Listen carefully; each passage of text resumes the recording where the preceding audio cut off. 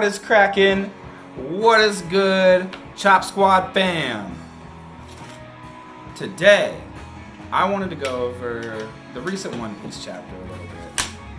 I did a live reaction and kind of review of it, but I didn't talk much about it because I wanted to keep the video a little short, and it was already getting up there like 25 minutes.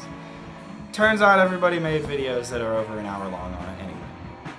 So, before this next chapter comes out, I just wanted to kind of go into it a little further and give my thoughts. So, I've heard the breakdowns, I've seen the way everyone else is going on about it, and I got a burning question. Something that I haven't heard people go over yet. So, X-Drake definitely had something to do with Hawkins and Law fighting, Law getting pulled out of jail. But what did X-Drake say to Law? What has he told him? Does Law know about Sword? Has Law known about Sword this whole time? Which is, I mean, that's a question that I have in my head, but I don't think that he's been knowledgeable of Sword. I mean, he was totally on Punk Hazard and doing all of his shenanigans without Luffy's inclusion before. I feel like it was just convenient for him to team up with Luffy. But at the same time, are the Straw Hats movements really that secretive? He could have conveniently been there of his own accord.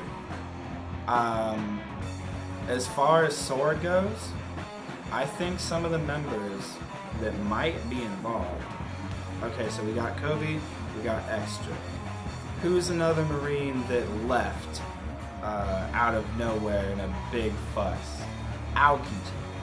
Aokiji, I don't know if I would say that he is leading Sword, but he's definitely one of the biggest contributors of it. Sword is running separately from the world government and the Marines. I think the only people that know about Sword are in Sword. And what could X-Drake have said to Law after breaking him out? Law's gonna want to know, what's up, man? Why'd you let me out? And so other members of Sword besides Aokiji. Okay. Colby is not going to do much without Garp's inclusion. I think Garp is definitely involved. And through that, Helmeppo probably too. And honestly, I think that Smoker and Toshigi might be involved also. And that would make my theory with Law, I don't know if that would make it better or worse, because he did switch Law and Toshigi's bodies in Punk Hazard, and they had a little tussle. But does that really prove much?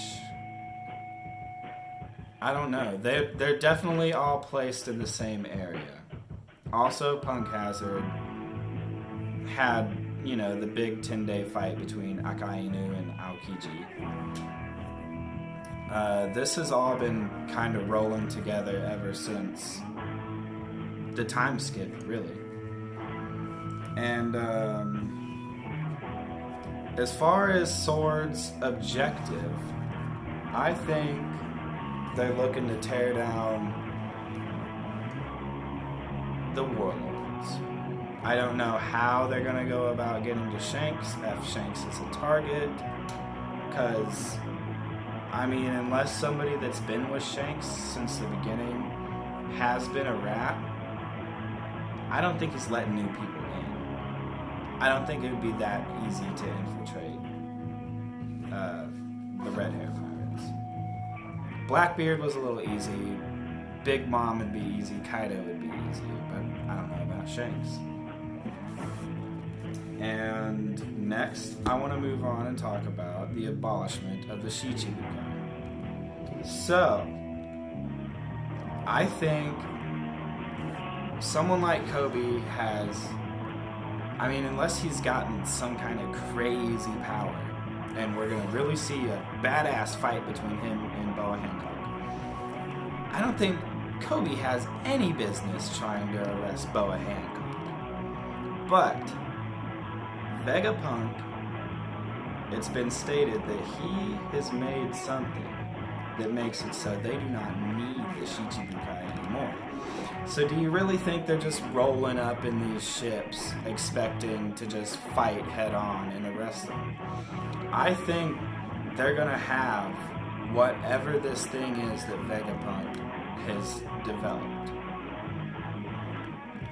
And I would be surprised, and it would be a shocker, if Boa Hancock falls prey to this, whatever it is. Out of all the warlords, I see Dracula Mihawk getting out of this. I mean, he's probably going to sink all of those ships, no questions asked. Not a surprise, not a shock. Weevil, probably going to get caught. I don't know how strong he is. I have read and watched One Piece. I've kept up with it for a long time, but also we haven't seen much of Weevil as far as I remember, and I've forgotten a lot here and there. I'm not a walking encyclopedia of One Piece. And I obviously didn't sit down with notes and like plan out this video. I'm just kind of jabber-jawing. The Shichibukai system being abolished also doesn't surprise me. I mean, just look at the craziness that we got with Arlong, first off, running that whole island. And then, as far as the whole kingdom goes, Doflamingo and Crocodile fucking shit up for everything. And now I want to talk about the big news that came after Red. There is an incident in Alabasta. There's a death being reported. There's a lot of shock and awe as far as Sabo goes. So, if you look at this and don't think much about it, as I did whenever I was reading the chapter, it kind of plays off that Sabo is dead. But thinking more about it, because of this incident with Alabasta, involving Alabasta, I think maybe it's more along the lines of Cobra was assassinated. Or maybe everyone from Alabasta. Like Pell, Vivi, everyone. Or they were secretly captured and made to look dead. Reported as dead. But, you know, people do die in One Piece. It wouldn't really be that big of a shock, honestly, if they were all assassinated, or just Cobra was assassinated and Vivi was captured. What? But I think Sabo is definitely being blamed for this. And I don't know if Sabo escaped and they're on the hunt for him, or if he's been captured and arrested and all of this is coming back on him. Who knows? I'm hoping this Between Reverie chapter lasts a couple more chapters. Like, don't just give us this one, man. Give us more, Oda. Please. Also, don't tease me with a Boa Hancock Kobe fight. I want to see how he handles that. So, is there anything else much to talk about with that chapter? There's a lot to talk about with that chapter. Really, my big question was based around Law and what his new objective is. Is X-Drake, since Sword's objective is aligning with what the samurai and Luffy and all of them want to do anyway, is Sword jumping in on this? And what is the government and the Marines going to do about Wano? because they have to know that Big Mom and Kaido are teamed up, and you can't just let that happen, even if it's temporary. Who knows how temporary it actually is? For all they know, the samurai, Straw Hats, everyone could get wrecked, and then Kaido and Big Mom just run shit.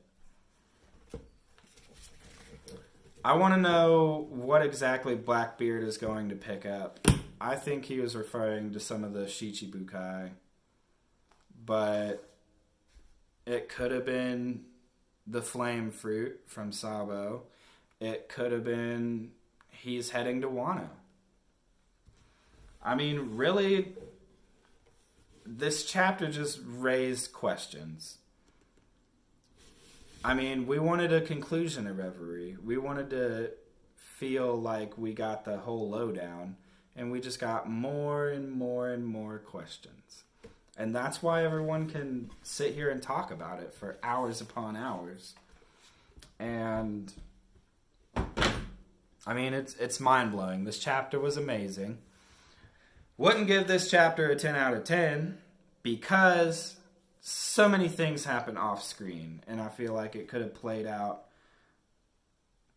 more fulfilling, but then there's less questions to answer, and then, you know, when they get answered, we're like, oh, thank you, Oda, thank you so much. Oh God Oda. That's all I got for this video, I guess. So, I'll be seeing y'all when I do my next One Piece video. Don't know if I'm gonna do another live read reaction. I want to actually take down notes on the chapter and just have a little discussion about it. Instead of spending 15, 20 minutes of me just reading the chapter and going, wow, that was crazy.